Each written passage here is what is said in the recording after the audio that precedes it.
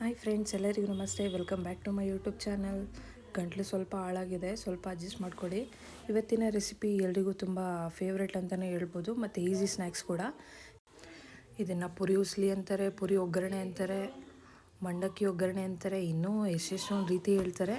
ನಾವಿವಾಗ ಪುರಿ ಉಸ್ಲಿ ಮಾಡಿ ಅದ್ರ ಜೊತೆ ಮೆಣಸಿನ್ಕಾಯಿ ಬಜ್ಜಿ ಕೂಡ ಮಾಡೋಣ ಬನ್ನಿ. ನಾನು ಕಡಲೆಪುರಿನ ಮೊದಲೇ ಜರಡಿಟ್ಕೊಂಡು ನೀಟಾಗಿ ಕ್ಲೀನ್ ಮಾಡಿ ಇಟ್ಕೊಂಡಿದ್ದೀನಿ. ಸ್ವಲ್ಪ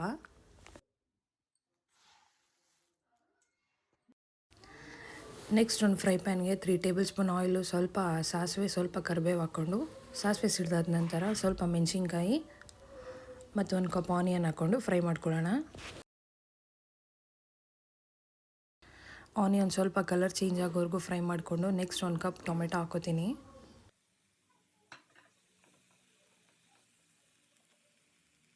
ರುಚಿಗೆ ತಕ್ಕಷ್ಟು ಉಪ್ಪು ಹಾಕ್ಕೊಂಡು ಒಂದು 5 ನಿಮಿಷ ಫ್ರೈ ಮಾಡ್ಕೋತೀನಿ. 5 ನಿಮಿಷ ಫ್ರೈ ಆದಮೇಲೆ ಒಂದು ಸ್ವಲ್ಪ ಹಸಿ ಕಾಯಿ ತುರಿ, ಒಂದು ಸ್ವಲ್ಪ ಕೊತ್ತಂಬರಿ ಹಾಕ್ಕೊಂಡು ಮಿಕ್ಸ್ ಮಾಡ್ಕೋತೀನಿ. ಪುರಿ ಮಿಕ್ಸ್ ಮಾಡೋದಕ್ಕೆ ಒಗ್ಗರಣೆ ರೆಡಿಯಾಗಿದೆ. ಅವಾಗೆ ಕ್ಲೀನ್ ಮಾಡಿ ಇಟ್ಕೊಂಡಿದ್ನಲ್ಲ ಕಡಲೆಪುರಿ, ಅದು ಇವಾಗ ಆ್ಯಡ್ ಮಾಡ್ಕೋತೀನಿ.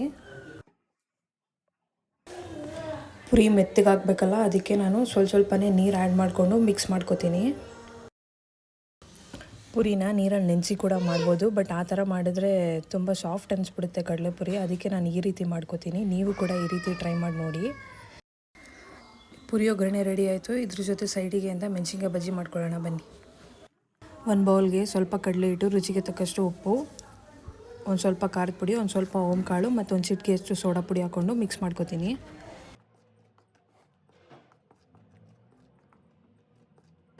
ಸ್ವಲ್ಪನೇ ನೀರು ಹಾಕ್ಕೊಂಡು ತಿಕ್ನೆಸ್ ನೋಡಿಕೊಂಡು ಮಿಕ್ಸ್ ಮಾಡ್ಕೊಳ್ಳೋಣ.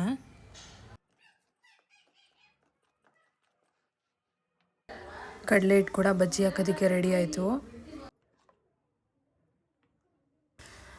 ನೆಕ್ಸ್ಟ್ ಬಜ್ಜಿ ಮಾಡೋದಕ್ಕೆ ಅಂತ ಸ್ಟವ್ ಮೇಲೆ ಒಂದು ಬಾಣಲಿ ಇಟ್ಟು ಸ್ವಲ್ಪ ಎಣ್ಣೆ ಹಾಕಿ ಕಾಯೋದಕ್ಕೆ ಇಟ್ಟಿದ್ದೀನಿ.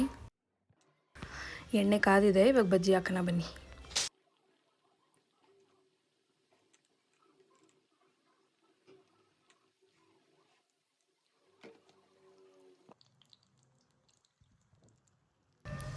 ಟೂ ಸೈಡ್ ಕೂಡ ಸ್ವಲ್ಪ ಕಲರ್ ಚೇಂಜ್ ಆಗೋವರೆಗೂ ಫ್ರೈ ಮಾಡ್ಕೊಳ್ಳೋಣ.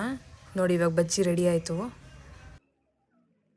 ಮೆಣಸಿನ್ಕಾಯಿ ಬಜ್ಜಿ ಮತ್ತು ಪುರಿ ಒಗ್ಗರಣೆ ಎರಡು ಸೂಪರ್ ಕಾಂಬಿನೇಷನು. ಇದು ಈವ್ನಿಂಗ್ ಸ್ನ್ಯಾಕ್ಸ್ಗೆ ಮತ್ತು ಬೆಳಗಿನ ತಿಂಡಿಗೆ ಈಸಿಯಾಗಿ ಮಾಡ್ಕೋಬೋದು. ನೀವು ಕೂಡ ಈ ರೆಸಿಪಿನ ಟ್ರೈ ಮಾಡಿ, ಹೇಗಿತ್ತು ಅಂತ ಕಮೆಂಟ್ ಮಾಡಿ.